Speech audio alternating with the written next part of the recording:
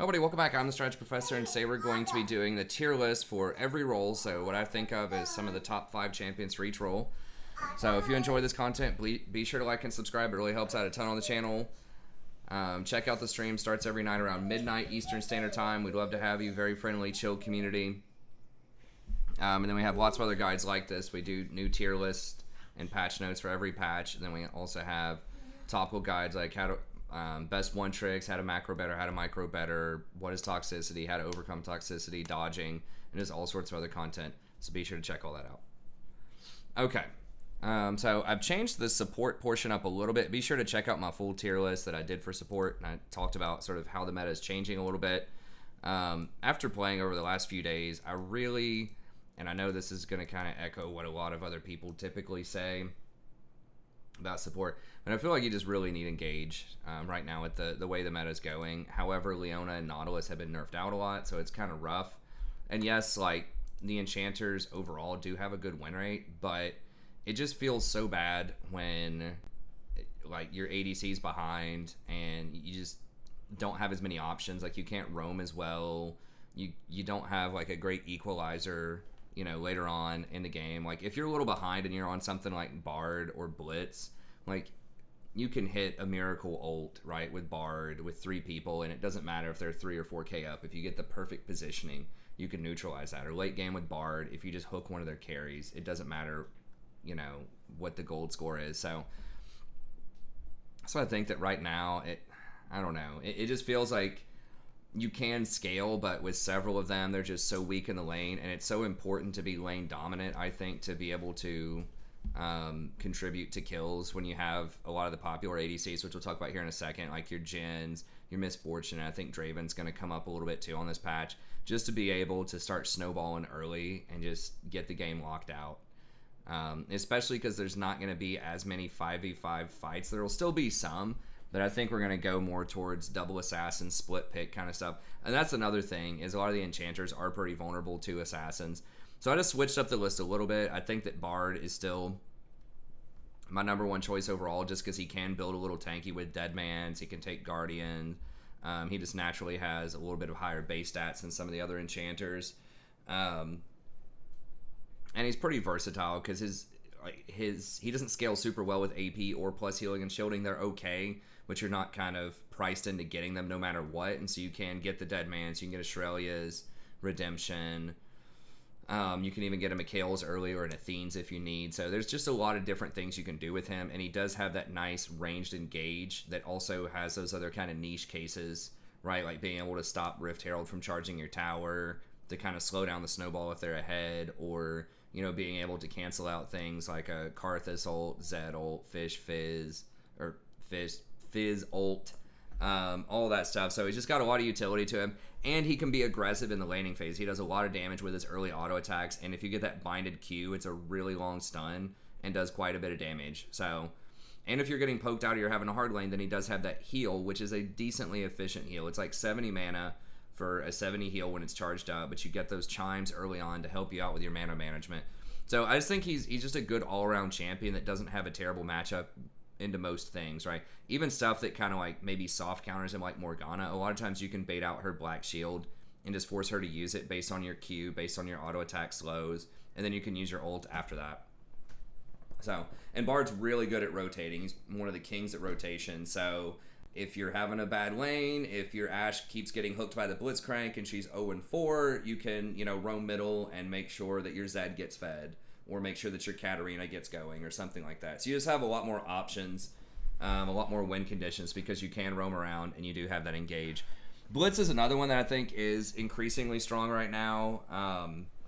And a lot of that's just people just aren't playing as many tanks in the bot lane. There are some, you know, for instance, like you see, if you look at pick rates over here, like Thresh is still pretty popular, although Blitz is actually quite good in a Thresh, because Thresh is squishier than most people think early game.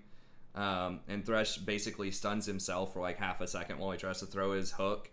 And if you look at the rest of them, most of these are squishy champs that you want to hook, right? You got Lulu, Yuumi, Senna. Morgana is iffy. If she gets her black shield off fast enough, She can black shield your hook, but if you get good vision control, a lot of Morganas at most elos are not going to be able to react fast enough to a blind hook coming out of a bush to shield somebody. And then, of course, Lux. And then the stuff that's kind of good into Blitz, like the Nautilus and the Leona, are all right into him.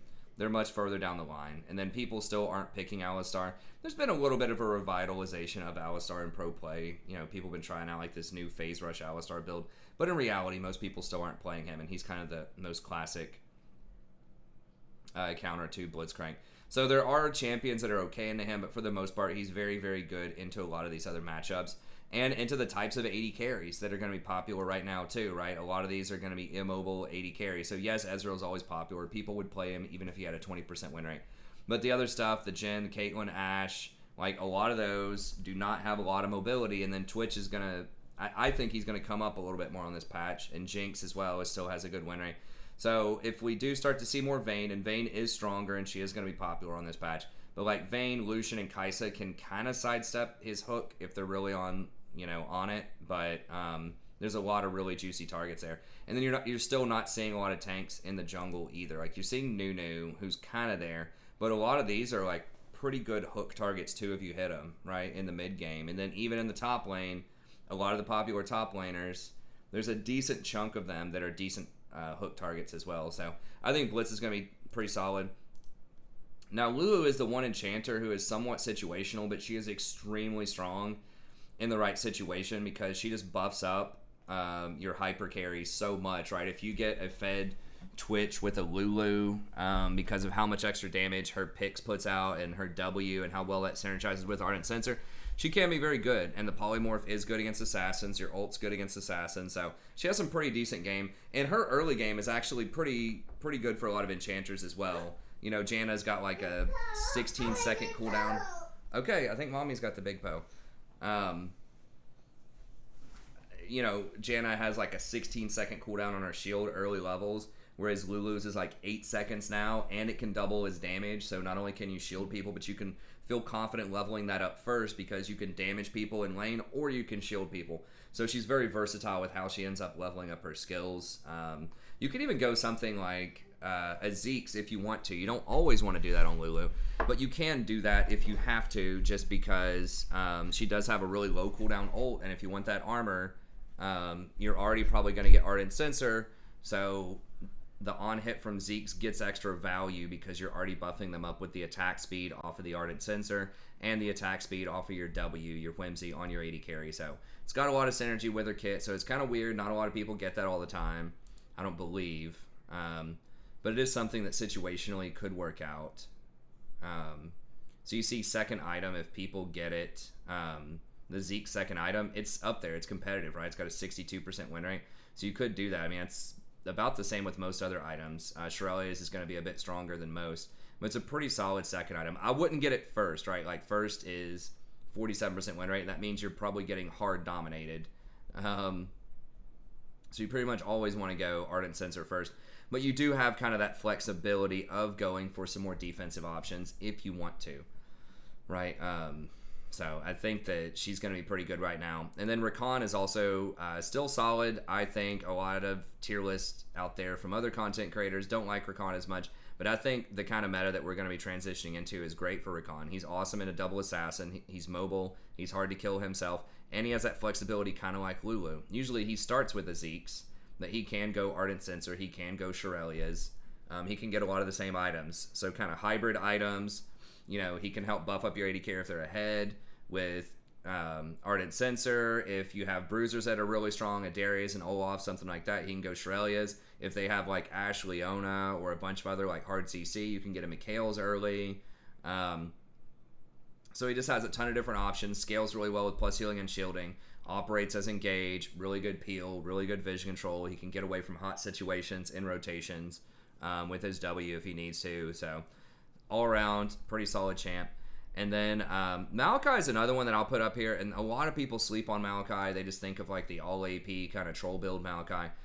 But you can build him just with normal items, just normal tank items, and he's solid. He's one of the highest win rate supports out there right now. Now, granted, it is a low pick rate, but it's like 2%. It's not like it's like 0.2% people picking him, right? And he's got a 53.5% win rate, so He's very good into a lot of other stuff out there, and the stuff that makes him good is he has really good vision control with his E.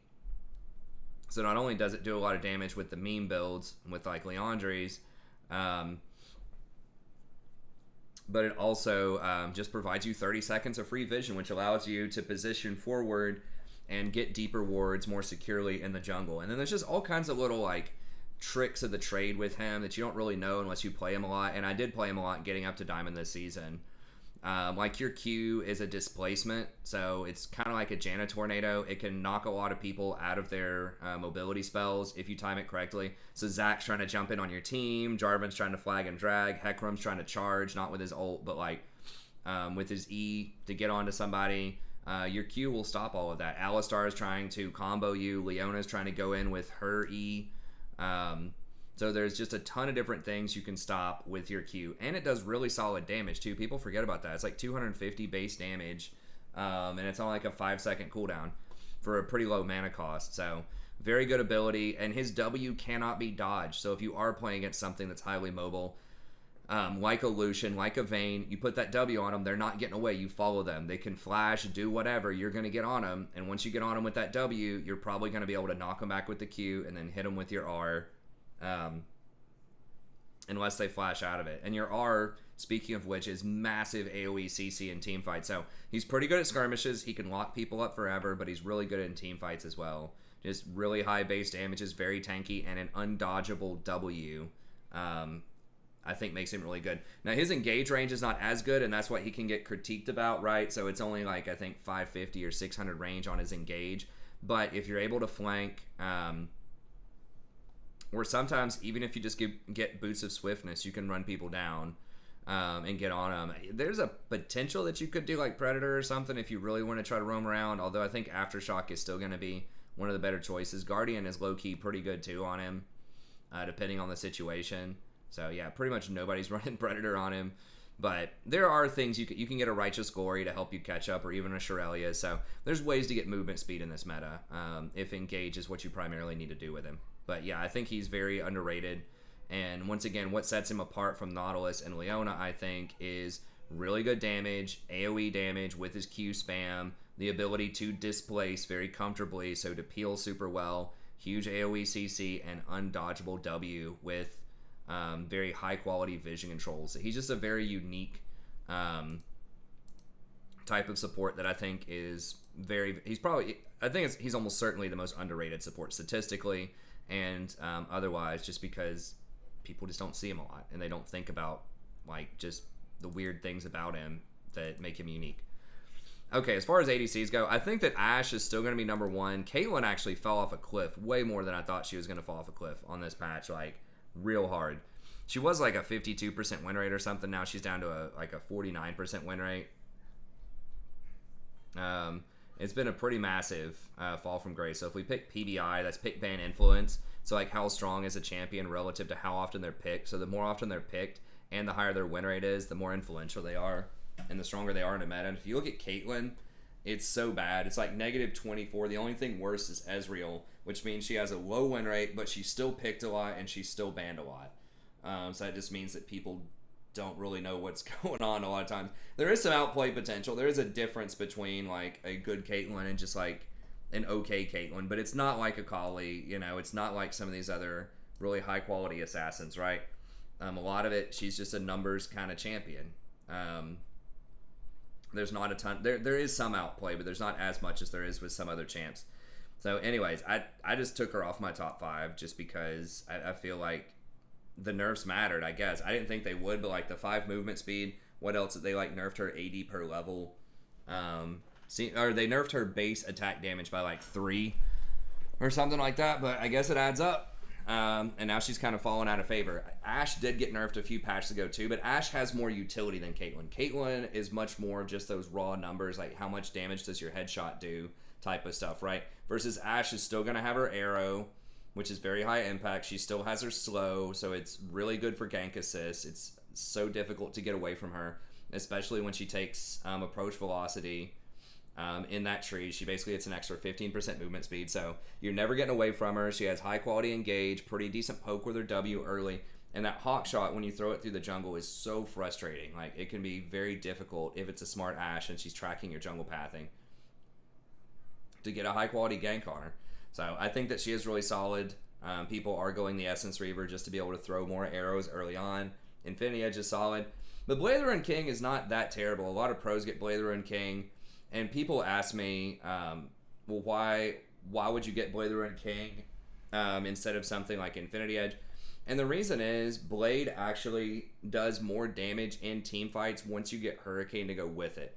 Because each one of these Hurricane bolts can proc on hit damage. And that's what a lot of people forget. So Blade of the Ruined King, for example, is doing 8% of the target's current health, and let's say that whenever you throw out one auto attack, everyone's at 1,000 health on average in a team fight. That's going to be 80 damage per bolt, so that's 240 damage on an auto attack, right? Versus Infinity Edge, yeah, it's going to have 40 more AD, and yeah, it does some critical strike stuff, so it makes her attack her auto attacks basically do 25% more damage, because her passive basically converts any crit into just a percentage extra damage on every auto attack. But anyway you cut it, you're not getting to 240 as the number, right? You're not getting to 240 additional damage per auto attack. So that's the difference. Now, if you're just attacking one person, yeah, you could make an argument that, the extra 80 on hit damage there is not going to be as valuable as getting 40 attack damage and 25% overall damage on your attacks, right? So in a single target situation, and I've mathed this out before in the past, in a single target situation, Infinity Edge is way better, but in a 5v5 where you're in range to hit 3 people if they're clumped up, so especially if they have a lot of melees, Hurricane's going to do way better on 3 targets and potentially better on 2 targets.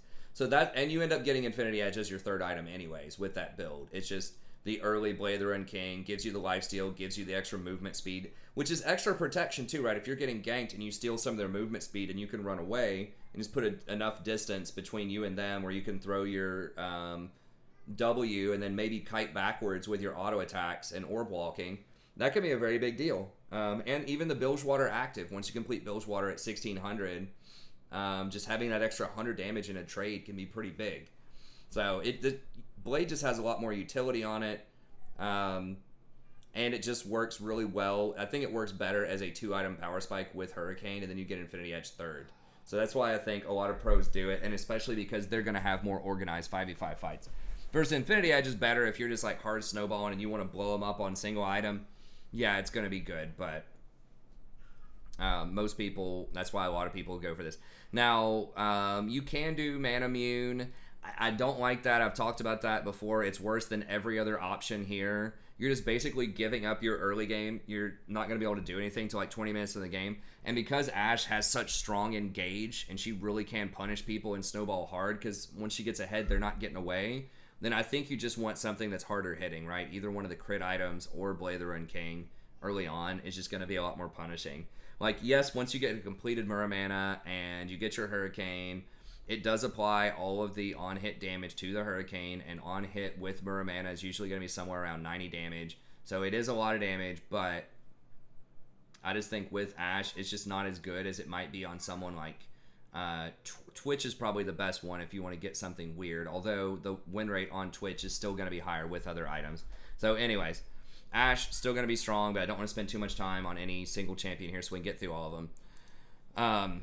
Jhin is another one that has been kind of quietly creeping up a lot over the last few patches because everyone else is getting nerfed, and he still stands strong. He's one of the best Infinity Edge users out there, so Infinity Edge on Jhin, still going to be great. It's better than Stormrazor. Stormrazor is... I cannot believe people are buying Mirror Man on him. That's just like jaw-dropping.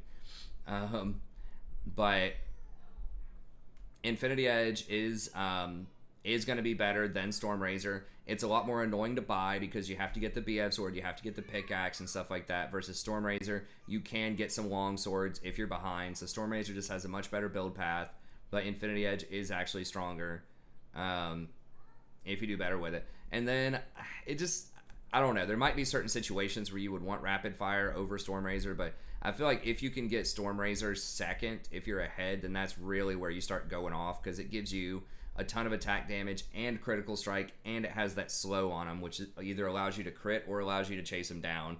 And it has that little bit of extra burst damage, that 120 bonus magic damage. More than a little bit. It's a lot of it of extra damage. So, yeah, I guess Rapid Fire does have the 120 damage as well. It does give you the extra range. The problem is, like, the attack speed is just garbage. Like, 30% attack speed is way, way worse on Jhin. Like, the conversion rate, I don't remember exactly what it is, but it's pretty bad compared to raw AD. So this does give you the movement speed that does work with Boots of Swiftness, and it does give you the big range so that you get the first hit on somebody and just really crack down on them, especially if you get that crit. That's going to give you the movement speed to run them down. So it is good. It's also 600 gold cheaper, which is not insignificant. So I don't know. Their win rates are about the same second item, but it just feels to me once it gets Infinity Edge and then gets Storm Razor, it's just so much damage that it's really oppressive. So anyways, very good. He also pushes the lane really well early with his grenades, has decent poke, and really good follow-up. If he hits that W on somebody for the root, that's just basically going to be, you know, a free engage for your Leona, your Nautilus, stuff like that, or a free combo for your Lux or your Morgana from ranged. He just sets up so many sort of wombo combos with his W. Then he can obviously finish people off with his R as well. So he just has a lot of utility, hits really hard. Not that great against tanks out there, but guess what? A lot of roles are not playing tanks right now, so that sets up really well for Jhin. Misfortune is another one who has been making a comeback lately that I'll mention. She's almost up to 53% win rate. They did give her a buff back to her W, which was really nice. So now she has more movement speed, so she rotates really fast. She gets very preferable back timings. She does get Essence Reaver early, which is nice, kind of like Ashe. She has a really high impact ult that you want to leverage as much as possible. And it just has a nicer build path than Infinity Edge early too, because you can get those long swords early on, which is really clutch. So the Infinity Edge actually does have the higher win rate by a few percentage points, but people typically only get that if you're really far ahead. The Essence Reaver is what most people get. It does make me sad to see Manamune up here, but if you do get Manamune, then you can go for lethality items second, so you could, in theory, go for something like a Serrated Dirk. That's why Draven does it sometimes, is you'll do like Manamune into Serrated Dirk, because lethality is very good on her because that does help her Q, although Critical Strike does scale with her Q as well because it can crit, and your ultimate can crit also, so almost every ability that lethality benefits also benefits from crit in her kit. To some extent. E doesn't matter because it's magic damage anyway, so lethality doesn't affect that. But either way, any way you build her, she's going to be strong. She's very oppressive early game. If you get those really strong Q bounces, the E is basically a guaranteed slow, great setup for the Lux binds, the Morg binds, the Thresh hooks, all that kind of stuff. It's going to be really strong. And she does scale very well into the 5v5s if you have those later on. Super long range ult that just does like an absurd amount of damage if she gets to channel her ult. So even if you're behind early on in the game, you'll still do enough damage where people have to respect you later on. So very, very good setup. Really strong champion. Great early, scales pretty well later on. She is somewhat immobile, so you have to be careful against things like Blitz, like Nautilus, that type of stuff. But you do have good movement speed. You just don't have a dash or anything like that. So anyways, she's going to be very good, great at lane bullying right now. And then Draven is someone else. Like the fall of Caitlyn and the relative fall of Senna, I think, after being nerfed out over the last couple of patches, means that other shorter range bullies are going to be stronger, right? Because they can't get poked out as easily. That's why the Jhin, the Misfortune, and the Draven, I think, are all going to move up a bit. Draven is actually my favorite ADC to play with in the bottom lane, and the reason is he's always aggressive. He's looking for plays. He's looking to get some kills. And I think that especially at Platinum and lower, the biggest thing that holds people back is not the obvious mistakes they make, but it's the opportunities that they don't see, right? It's people being too passive, not trying to contest every CS, not following up on engages, really just not having that bloodthirst, right? Not going for moves. We like to think of, you know, kind of sometimes the lower brackets potentially as you know, being kind of YOLO Q. They're all running around dying all the time because they're too aggressive. But in fact, a lot of times, especially in the AD carry role, they're too passive. They are not aggressive enough. It's all about calculated aggression. You know, you don't want to go into towers chasing kills, but at the same time, you don't want to just sit there and have a farm off in your lane, especially if you potentially could have an advantage. So Draven, not a problem. He's always going aggressive most of the time. So that's what I really love about Dravens is you know where they stand. They're going for kills. And so it makes it pretty easy to make decisions and try to play around that. Now, Infinity Edge is actually the highest win rate item on him, so do note that. Now, Manamune does have a higher win rate than Bloodthirster, and the reason you go Manamune is it allows you to get the Serrated Dirk early. So that can be pretty nice, and then that builds into Sanguine Blade, which does have a good win rate after that. And Sanguine Blade does give you the lifesteal that Bloodthirster gives you, but it's cheaper, and it also gives you lethality. It does have lower attack damage, has 25 lower attack damage, but the 10 lethality doesn't quite make up for that, but it's kind of close. It's just the fact that it's going to be like 600 gold cheaper, right, or 500 gold cheaper, which is a big deal as well. I mean, 500 gold is about 15 AD, give or take. So that right there puts you at 70 AD, and then 10 AD is not quite worth 10 lethality in terms of overall kill threat, but it's in the ballpark. It's close. You know, it might be worth like maybe 5 AD, and then you have the Blood Pursuit potential, right? If you do get someone isolated, then you can do a lot of extra damage. But even if you don't get the Blood Pursuit, it's similar in overall efficiency to Bloodthirster. It doesn't have the shield. It is going to do a little bit less damage. It does have a little bit less lifesteal, but it just has a much friendlier build path, and the Serrated Dirk that it builds out of is a massive power spike when he gets that at 1100 gold. So that's kind of the theory behind Manamune. I don't fully buy into it. I still think that he should be going Infinity Edge into Stormrazor a lot of times, and just get your lifesteal from runes, or just get like get a Bloodthirster third or something like that, or get a Death Dance third or something. But any way you cook it, he's going to be really strong. He's going to be really powerful. Snowballs early, and can really punish some of these squishier enchanters in the lane if you can get a good engage on them early. And then Twitch is the final one that I'll mention here, and we'll make sure we speed up and get through everybody. Now, his win rate's not going to be as high, but Lulu is one of the more popular supports right now, and she does have one of the highest win rates, and I think that Twitch is one of the best ADCs with Lulu for several reasons.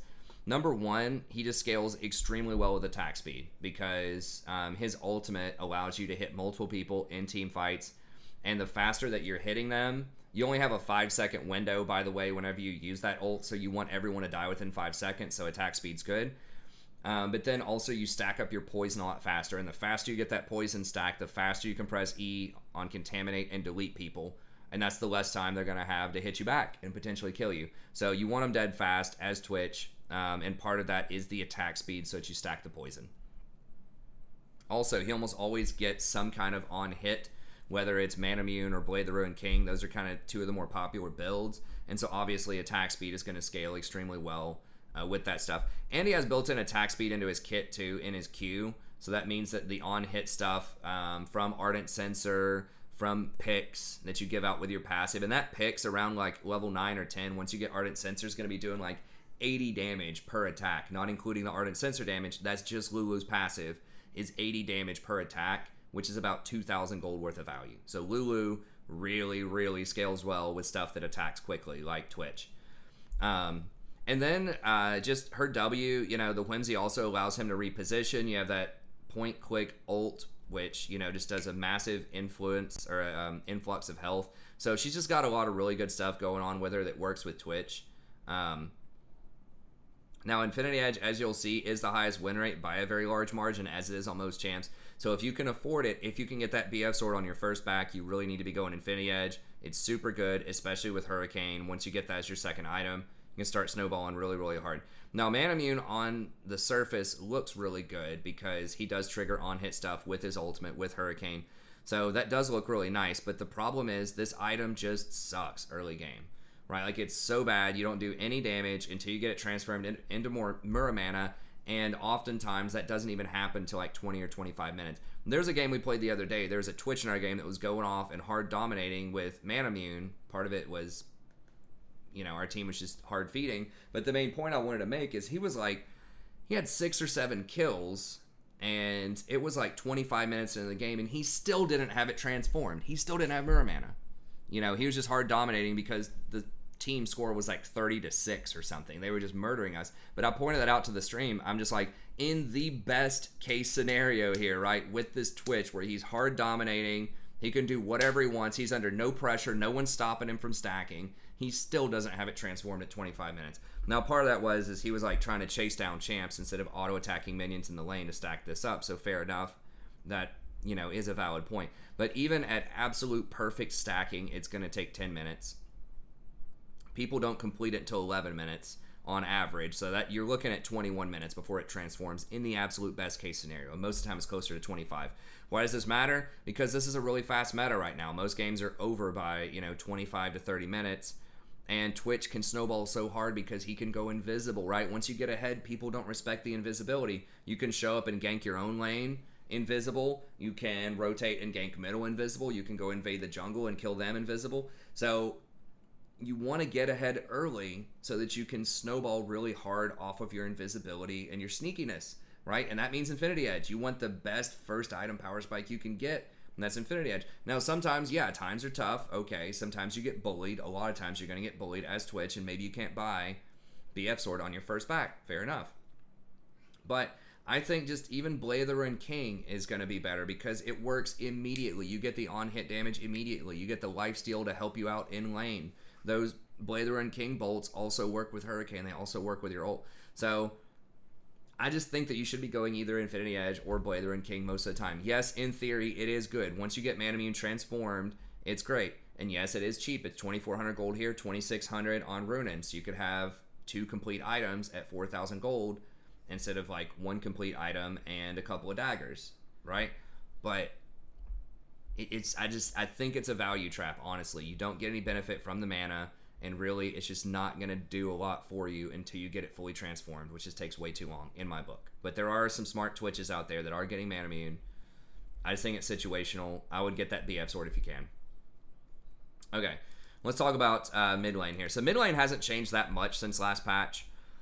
I still think that overall, I like Galio, and the reason that I like Galio is he does so much stuff, and he just fills a lot of gaps that exist right now in the meta, right? So having CC, very nice, especially when you have stuff like, Kha'Zix, jungle, and top lane, Fiora, and Camille, and stuff like that.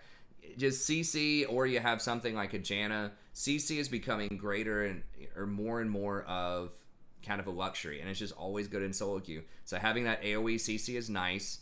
Being able to be a tank, or tanky at least, in the mid lane is nice when people aren't playing tanks as much in the jungle. It's some, but there are popular picks that aren't tanky in jungle, in support, and in top. It's about 50-50 maybe, or less, that you're going to get a tank in one of those roles. So he can help fill that gap. He's also great at rotating, and he's like combos really well with a lot of popular picks. So like when Hecarim's going in, that's an amazing combo for Galio to jump on top of. If you get some kind of hard engaged support, you got your Thresh going in, your Nautilus, your Leona, whatever, like those are good to combo with. Even Camille, who's the most popular top laner right now, I think it's an amazing combo with Camille, because then not only are you jumping on top of them, but they can't get out of it, right? They can't flash out, they can't dash out. That's an old school combo. You see that in Pro quite a bit, the Camille Galio combo. So very, very good. Good at the wombo combos, has great wave clear, can build kind of tanky, does pretty respectable damage. It's just an all-around workhorse that just does a lot for your team and can still help out even if he's behind. So that's why I really like Galio. And then you have your sort of just assortment of high-quality, versatile, highly mobile assassins. So Katarina's the first one that I have up there. She just snowballs so hard if they don't CC you, and once again, not as many people are playing a lot of CC these days. She cuts a lot of the healing out there. She has 60% Grievous Wounds built into her ult, which is awesome because there's healing everywhere, from Conqueror to Death's Dance to Blather and King, to Triumph to Ravenous Hunter. There's just healing everywhere. And she has a lot of healing herself, right? She can go Gunblade. She can go Ravenous Hunter. She can even go Death's Dance second if you want, which has a decent win rate. As weird as that is, if you're going to have extended fights, it's not a terrible item, right? It's actually one of the highest win rate items. It's 57% for Death's Dance on her because all of her abilities also scale with AD. So the only thing that's actually higher than Death's Dance is going to be Death Cap. It's kind of like the Infinity Edge for mages, right? It's just the big damage item, and that's just, if you get that, you're going to kill everybody, right? So sometimes I think people overthink it. They're like, oh, I want to get this fancy, crazy new build. It's like, no, just get the big stick and beat them with it.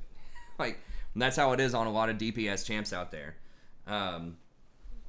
So I just think that she has such extreme snowball potential. She's very hard to get a hold of. Dancing around, yes, she is somewhat vulnerable to CC. But you can position, you can play around that. She has the built-in Grievous Wound. She has defensive capabilities with Death's Dance, with the ton of lifesteal. If you get Gunblade plus Death's Dance plus Ravenous Hunter, that's going to be like 45% spell vamp in your kit. And then you can also take like Triumph second. So just getting those resets and just really cleaning everybody up in team fights. If she gets ahead, it's really hard to stop her. And that's why I've got her down there. As long as you can make it through the laning phase, she is hard to play. So you got to consider that. But even though she's that hard to play, she still has a 52% win rate. Just think about that. Just how hard Katarina is to play compared to someone like an Akali, right? Who is also extremely difficult to play. Akali's got a 46% win rate. Katarina has a 52% win rate, even though they're probably similarly hard to play. That means her numbers are out of alignment, and she's really, really strong. A champion that's that hard to play should not have a win rate that high. You know, every other champ that has a high skill cap like that, many of them are going to be much lower. Your Rivens, your Akalis, your Irelias, a lot of those, your Azirs, a lot of those super high mechanical champs almost always have a lower win rate, but Katarina, patch after patch, time after time, almost always sits around 52%. And a lot of it's just that she's really, really strong when you get her going. Okay. Echo's another one that I think just is almost always really underappreciated. Just super strong. I don't know why this guy... I complain about Echo like at least once every stream or every other stream because there'll be someone that's just going off and you just can't stop him. He's got so much mobility, so much outplay potential. You know, he gets like 70% movement speed off of his passive. He can double dash with his E to dodge stuff and gap close. He has a potential for an AoE, like very large radius, 2-second stun off of his W, off of just 1 point in it, which also gives him a massive shield and just passively gives him extra on-hit damage. He's got his ultimate, which can do massive damage if you line it up correctly, and basically gives him 2 health bars. He has good wave clear with a nice slow on it with his Q. So he's just got a bunch of stuff, and he has cheap itemization, right? He can get a Proto Belt early into Lichbane and just start hammering towers. So I think he's super strong. He can also flex in the top or jungle potentially. So very, very good champion. Great one-trick champ, but also just a pretty good solid champ in the mid lane as well. Zed is another one. Now Zed does get banned out a lot, so you have to be careful with that, but he's just super strong right now. They made a buff to him, and I forgot exactly what that was. It's like cat hair or something. Like, caught in my nose, making my nose itch. But he got buffed a few patches ago with, I think it was his shadow movement speed got increased by a lot. So it makes it a lot easier to harass people. They're going to have less time to react with your Q and your E or your W, whatever your spells in the laning phase. And he just does a lot of damage, right? If he gets ahead, he can very easily get to that back line, and he can escape after he gets the kill. And a lot of times, if you get ahead with the electrocute, sometimes you don't even need your ult. You can just delete one person, then ult somebody else and delete them too.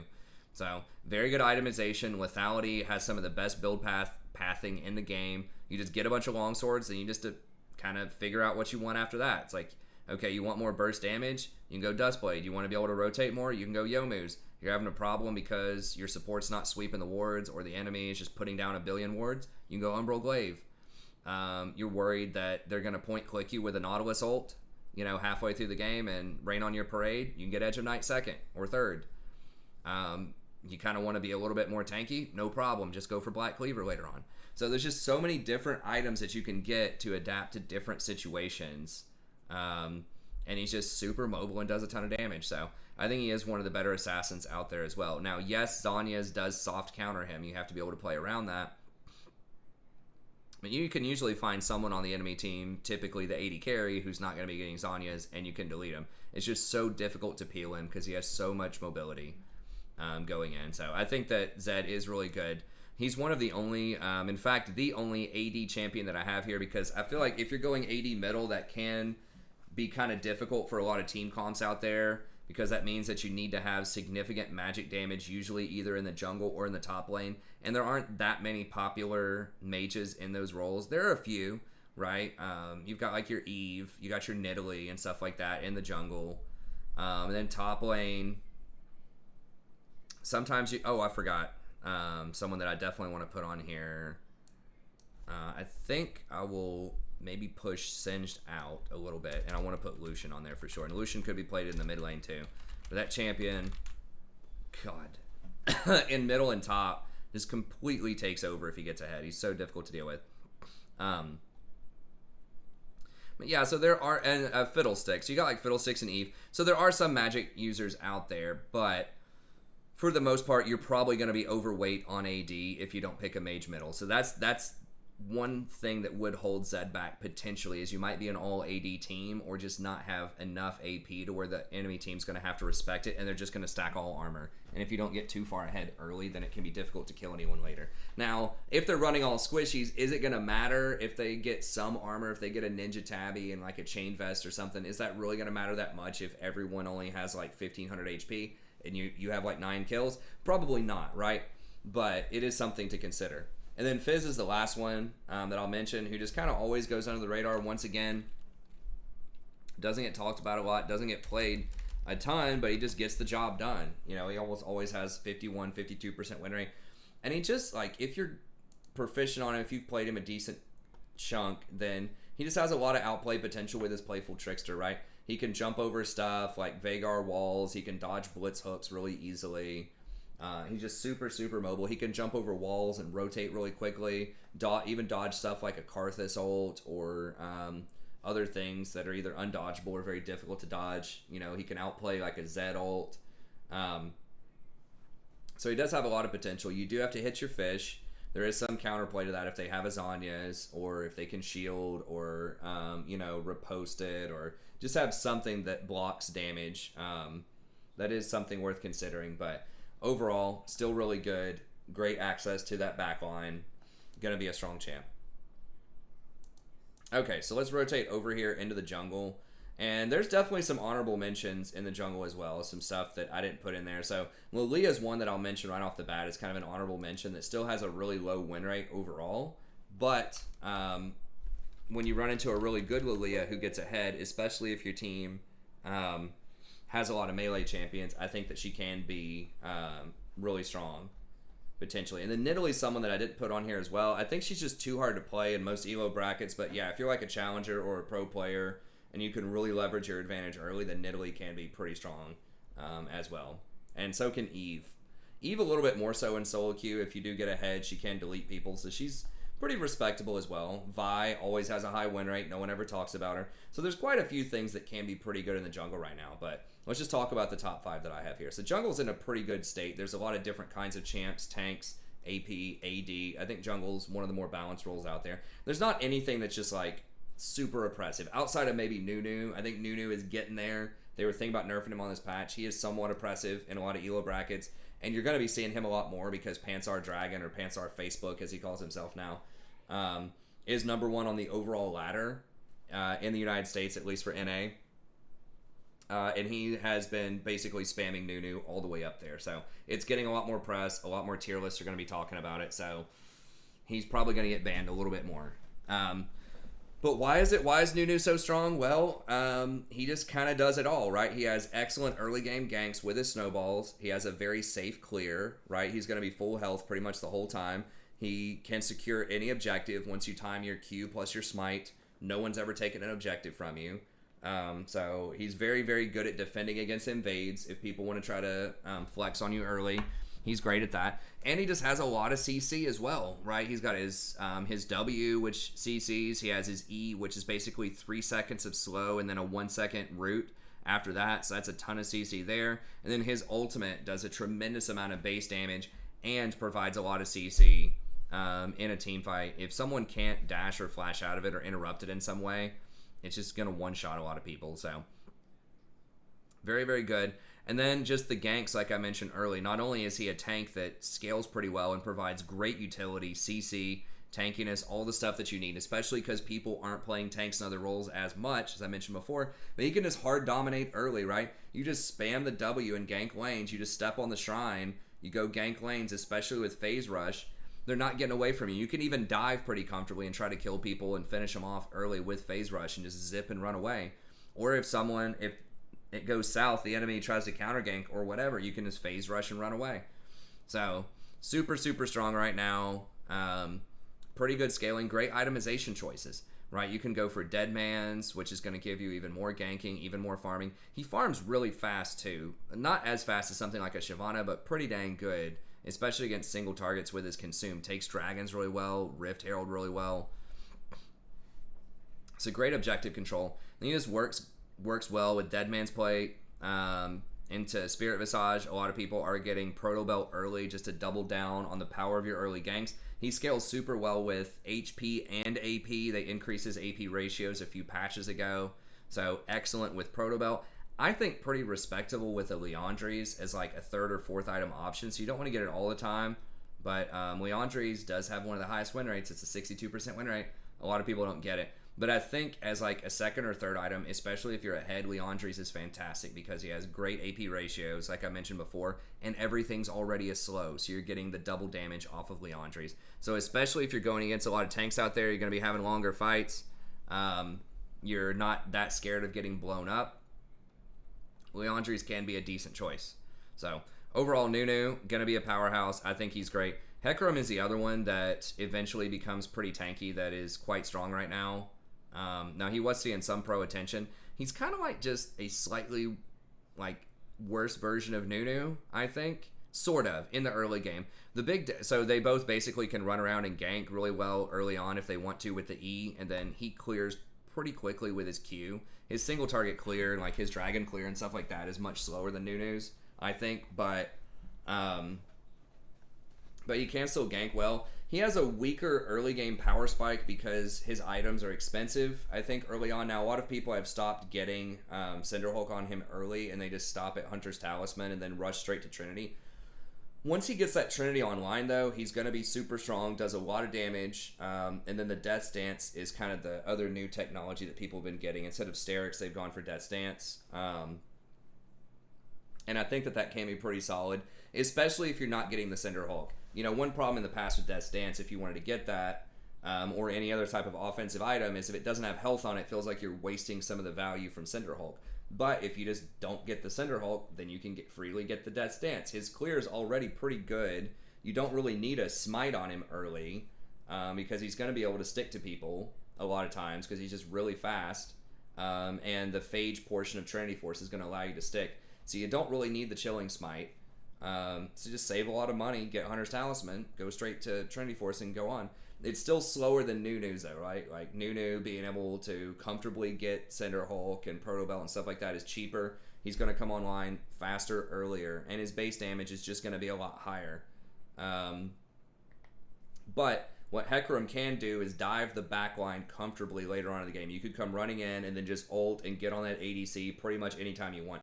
That's something Nunu can't do, right? He has to come rolling in with the snowball, and a lot of times people are going to body block that. If they have any tanks, they're going to body block that and not let you access that back line. So Nunu's kind of good at holding down the front line and just gumming people up, you know, supplying a bunch of CC and putting out some decent sustained damage, but he can't really stop that Twitch that's got 10 kills on the back line, right? Versus Hecarim can. Hecarim can get back there and disrupt. So I think that's really where Hecarim starts to shine, is kind of in that mid-game, once he gets Trinity, and once he's able to bulldoze the back line that's basically unpeelable, that's where he sort of starts taking off.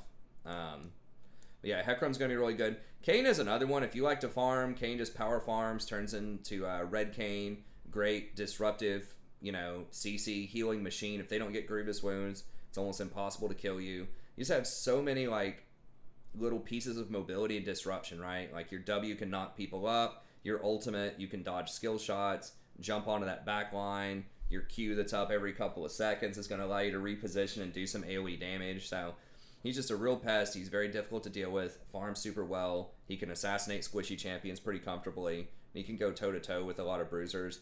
if he's able to dodge and outplay some of their skill shots. So I think Kane's definitely worthwhile as long as you can get the transformation early and keep your farm up, have a good balance between ganking and farming. Then I think he's definitely a strong choice. Fiddlesticks is another one that almost always has a high win rate. He doesn't get talked about as much, but he is very, very strong. He has excellent clear in the jungle, one of the best in the game, super fast, very healthy on the clear. Now, if someone does come invade you, that can be a problem. You can fear him and probably run away. But as far as like the jungle minions themselves, they're not really going to hurt you. You're just going to heal through everything. His ganks are pretty weak early. Like, you can run up and fear somebody if you get a flank on him, but overall his ganks pretty much suck and you just power farm to 6 for the most part. But then once he gets to 6 and you get those ultimates off, like, it does so much damage. If you are able to land that and get the fear on somebody, it's excellent. And like the CC is really solid against assassins, right? Like, it's difficult for Echo to outplay you if you fear him, right? Or for Akali to outplay your team and kill everybody if you just press Q on her, right? As soon as she pops up out of that fog, you Q her, she's probably dead. So that's something that's pretty unique in that he has a lot of AP damage and he power farms really well, but he has very, very good CC between the silence, your ultimate being able to fear people, your point click Q being able to fear people, and just his AP scaling is through the roof. Like, if you get 2 or 3 items, you ult, it's just going to instantly delete everyone in that team fight. So he is kind of like beholden to vision. If you don't get really good vision on your team, if your team's a little bit behind or they're not helping you control the area, then it's hard to get good ults off. But if you can get good vision, even if your team's behind, if you get the ult of Destiny, you ult into 4 or 5 people late game, you're going to win the fight, even if you're behind.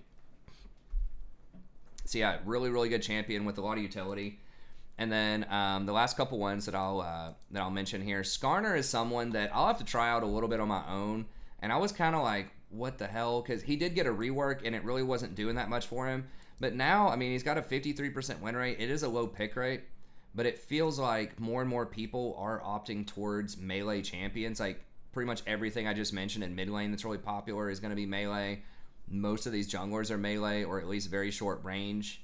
And then a lot of the popular top laners are also going to be melee. So with this many melees, especially since, once again, people aren't picking a lot of tanks, there's a lot of really good grab targets, right? You can just run up, grab somebody, with your R, pull them back into your team.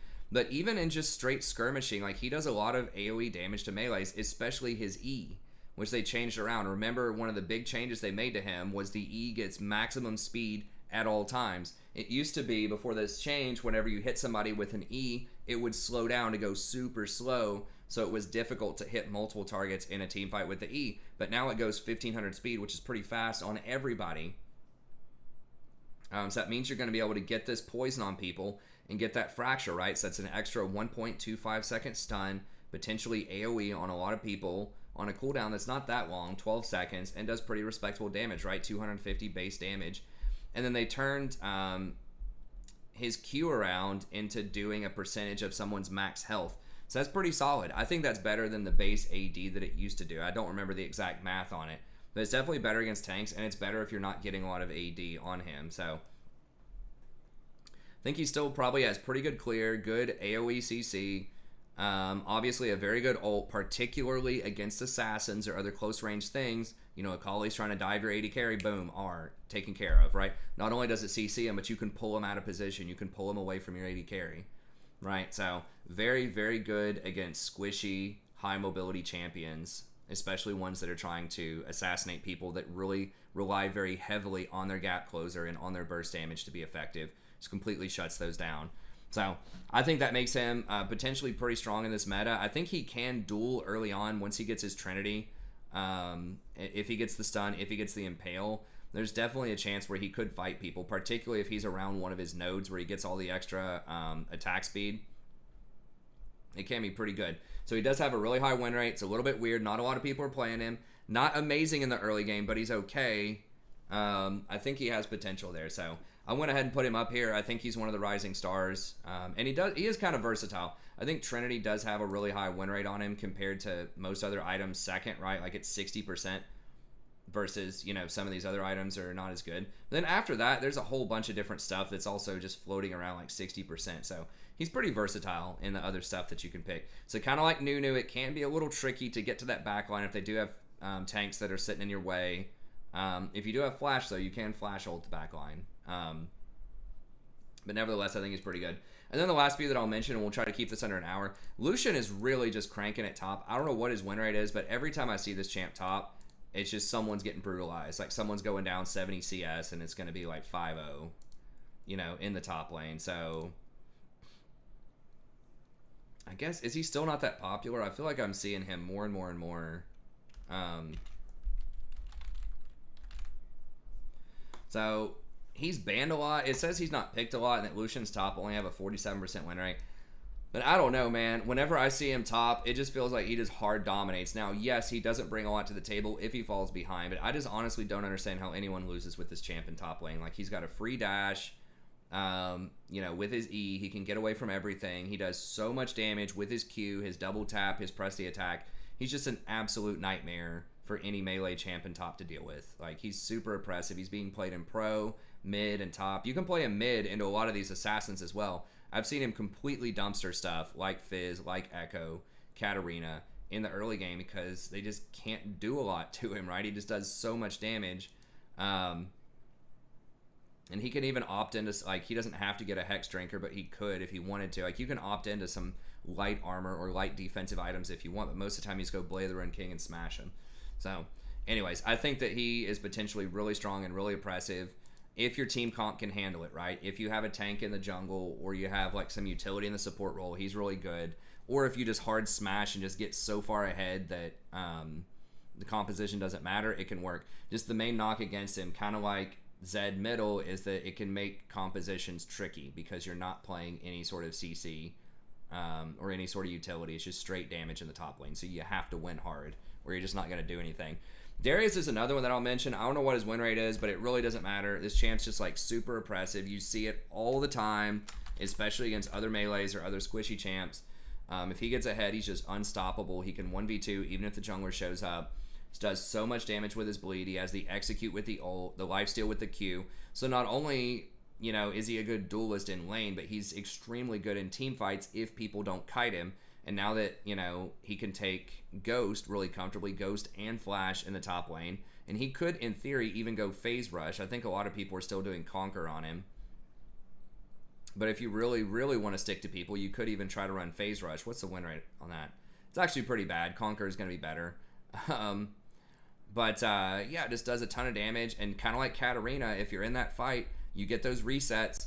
It's very strong. Works really well if your support has some kind of speed up, if it's like a Karma or a Lulu or a Zillion, or if they have a Shirelias, which is super common for a lot of supports right now, and they just boost you in there. You're pretty much going to win any extended fight where they can't kite you. It's very, very difficult to deal with Darius, even if you're far behind. Not like really far behind, but once you just get your Trinity Force, oftentimes that's enough to start getting resets and getting kills in team fights.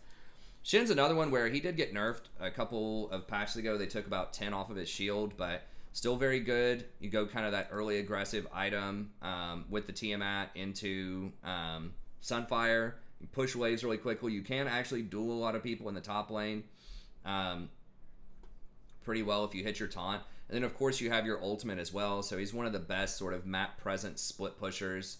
And he combos together really well with so many other champs out there. Like classically, I guess you'd play him top. Some people are playing him jungle. But if you have something like a Galio, he can stack on top of a Galio, or a Hecarim who's diving in, or a Leona, or does anything else that wants to dive, kind of like Galio. If you follow it up, then it can be a really, really good play. So very good wombo combo potential. Pretty good split pusher and duelist in lane. Maokai's another one. Everyone sleeps on him, right? In the support role, but also in the top role. He just does a ton of damage. 53.5% win rate. Pretty respectable damage. Excellent gank assist. If you W on somebody and the jungler's coming in, they're not getting away. They're going to die. Tremendous value in team fights. So I talked about him a lot in the support role, so I won't talk about him too much more here. But he's going to be very effective. And then I still think Wukong's good. I've watched some other, tier lists and stuff like that. They're like, Wukong's dead. No one's picking Wukong. I think that he's not being picked as much as he was in the past. Where is Wukong? There he is. Not being picked as much as he was in the past. Obviously, that's kind of fallen off. But he's still got a 52.5% win rate. He still synergizes so well with so many items out there. If you get Black Cleaver or even just his Q Shred can be very good. You can even go for better dueling with Trinity Force. So I think he has a lot of options, a lot of outplay potential with his clones, with his double knockup on his ult. Still does a ton of damage. So I think he's really underrated, underappreciated right now, which is crazy because he was considered so OP just a couple of patches ago. So yes, he has been nerfed. Yes, he's not as far out of line, but especially if you want someone who's really good at team fighting, but just does maybe a little bit more damage than Maokai, where you have a lot of AD on your team and you want that extra shred from Black Cleaver, then I think he's a good option.